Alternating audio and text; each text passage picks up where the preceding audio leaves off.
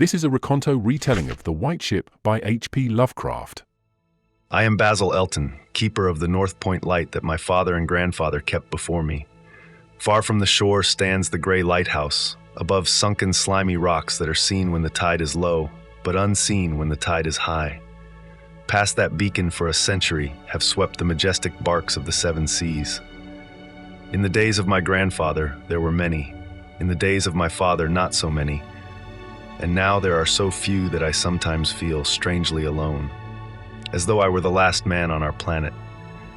From far shores came those white-sailed argosies of old, from far eastern shores where warm suns shine and sweet odors linger about strange gardens and gay temples.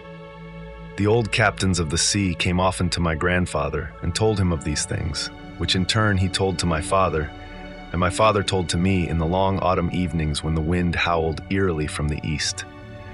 And I have read more of these things, and of many things besides, in the books men gave me when I was young and filled with wonder. But more wonderful than the lore of old men and the lore of books is the secret lore of ocean. Blue, green, gray, white, or black, smooth, ruffled, or mountainous, that ocean is not silent. All my days have I watched it and listened to it, and I know it well. At first it told to me only the plain little tales of calm beaches and near ports, but with the years it grew more friendly and spoke of other things, of things more strange and more distant in space and in time. Sometimes at twilight, the gray vapors of the horizon have parted to grant me glimpses of the ways beyond, and sometimes at night the deep waters of the sea have grown clear and phosphorescent to grant me glimpses of the ways beneath. And these glimpses have been as often of the ways that were and the ways that might be, as of the ways that are. For ocean is more ancient than the mountains, and freighted with the memories and the dreams of time. Out of the south it was that the white ship used to come when the moon was full and high in the heavens. Out of the south it would glide very smoothly and silently over the sea.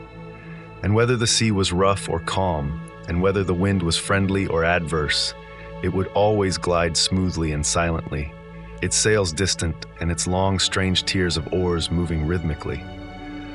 One night I espied upon the deck a man, bearded and robed, and he seemed to beckon me to embark for fair unknown shores.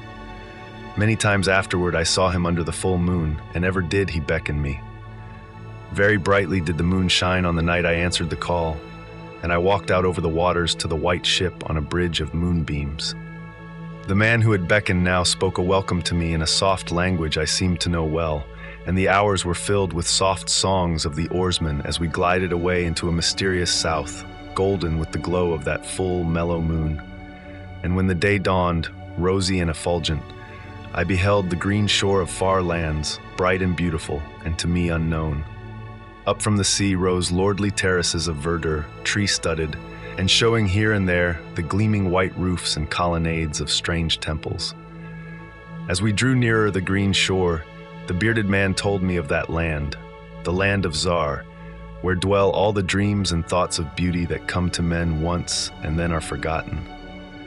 And when I looked upon the terraces again, I saw that what he said was true.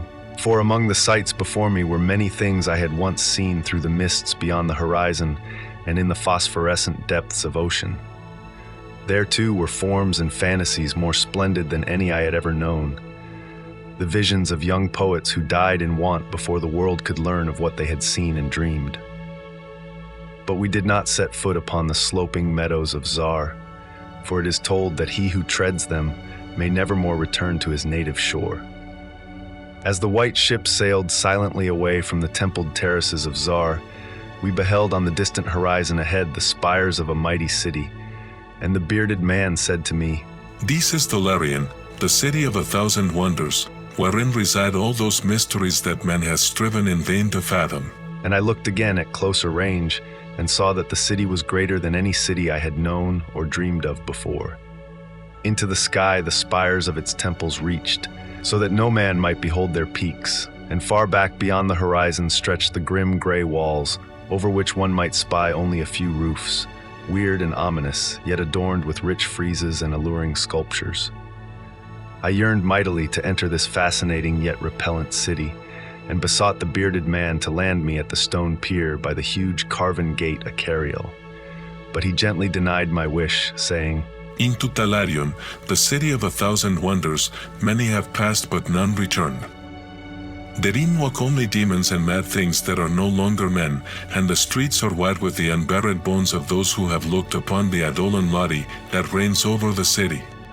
So the white ship sailed on past the walls of Thalarion, and followed for many days a southward flying bird, whose glossy plumage matched the sky out of which it had appeared. Then came we to a pleasant coast gay with blossoms of every hue, where as far inland as we could see basked lovely groves and radiant arbors beneath a meridian sun. From bowers beyond our view came bursts of song and snatches of lyric harmony, interspersed with faint laughter so delicious that I urged the rowers onward in my eagerness to reach the scene. And the bearded man spoke no word, but watched me as we approached the lily-lined shore. Suddenly a wind blowing from over the flowery meadows and leafy woods brought a scent at which I trembled. The wind grew stronger, and the air was filled with the lethal, charnel odor of plague-stricken towns and uncovered cemeteries. And as we sailed madly away from that damnable coast, the bearded man spoke at last, saying, This is Sura, the land of pleasures unattained. So once more the white ship followed the bird of heaven over warm, blessed seas fanned by caressing, aromatic breezes. Day after day and night after night did we sail, and when the moon was full we would listen to soft songs of the oarsmen, sweet as on that distant night when we sailed away from my far native land. And it was by moonlight that we anchored at last in the harbor of Sona Nile, which is guarded by twin headlands of crystal that rise from the sea and meet in a resplendent arch. This is the land of fancy, and we walked to the verdant shore upon a golden bridge of moonbeams. In the land of Sona Nile there is neither time nor space, neither suffering nor death, and there I dwelt for many aeons. Green are the groves and pastures, bright and fragrant the flowers, blue and musical the streams, clear and cool the fountains, and stately and gorgeous the temples, castles, and cities of Sona Nile. Of that land there is no bound, for beyond each vista of beauty rises another more beautiful. Over the countryside and amidst the splendor of cities rove at will the happy folk, of whom all are gifted with unmarred grace and unalloyed happiness. For the aeons that I dwelt there, I wandered blissfully through gardens where quaint pagodas peep from pleasing clumps of bushes, and where the white walks are bordered with delicate blossoms. I climbed gentle hills from whose summits I could see entrancing panoramas of loveliness, with steepled towns nestling in verdant valleys, and with the golden domes of gigantic cities glittering on the infinitely distant horizon. And I viewed by moonlight the sparkling sea, the crystal headlands, and the placid harbor wherein lay anchored the white ship. It was against the full moon one night in the immemorial year of Tharp that I saw outlined the beckoning form of the celestial bird, and felt the first stirrings of unrest. Then I spoke with the bearded man, and told him of my new yearnings to depart for remote Cathuria, which no man hath seen, but which all believe to lie beyond the basalt pillars of the west. It is the land of hope, and in it shine the perfect ideals of all that we know elsewhere, or at least so men relate. But the bearded man said to me, Beware of those perilous seas wherein men say Cathuria lies. In Sona Nile there is no pain nor death, but who can tell what lies beyond the basalt pillars of the west? Natheless, at the next full moon, I boarded the white ship, and with the reluctant bearded man left the happy harbor for untraveled seas. And the bird of heaven flew before, and led us toward the basalt pillars of the west. But this time the oarsmen sang no soft songs under the full moon. In my mind I would often picture the unknown land of Cathuria with its splendid groves and palaces, and would wonder what new delights there awaited me. Cathuria, I would say to myself, is the abode of gods and the land of unnumbered cities of gold. Its forests are of aloe and sandalwood, even as the fragrant groves of Camorin, and among the trees flutter gay birds sweet with song. On the green and flowery mountains of Cathuria stand temples of pink marble, rich with carven and painted glories, and having in their courtyards cool fountains of silver, where purl with ravishing music the scented waters that come from the grotto-born river Narg. And the cities of Cathuria are cinctured with golden walls, and their pavements also are of gold. In the gardens of these cities are strange orchids and perfumed lakes whose beds are of coral and amber. At night, the streets and the gardens are lit with gay lanthorns fashioned from the three-colored shell of the tortoise, and here resound the soft notes of the singer and the lutenist. And the houses of the cities of Cathuria are all palaces, each built over a fragrant canal bearing the waters of the sacred Narg. Of marble and porphyry are the houses, and roofed with glittering gold that reflects the rays of the sun and enhances the splendor of the cities as blissful gods view them from the distant peaks. Fairest of all is the palace of the great monarch Dorib, whom some say to be a demigod and others a god. High is the palace of Dorib, and many are the turrets of marble upon its walls. In its wide halls many multitudes assemble, and here hang the trophies of the ages, and the roof is of pure gold, set upon tall pillars of ruby and azure, and having such carven figures of gods and heroes that he who looks up to those heights seems to gaze upon the living Olympus.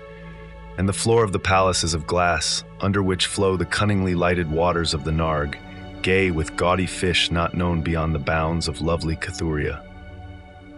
Thus would I speak to myself of Cathuria, but ever would the bearded man warn me to turn back to the happy shores of Sona Nile.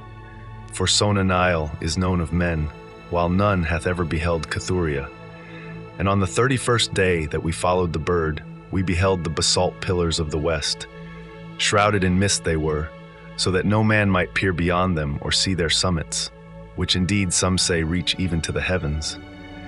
And the bearded man again implored me to turn back, but I heeded him not, for from the mist beyond the basalt pillars I fancied there came the notes of singer and lutenist, sweeter than the sweetest songs of Sona Nile, and sounding mine own praises, the praises of me, who had voyaged far under the full moon and dwelt in the land of fancy.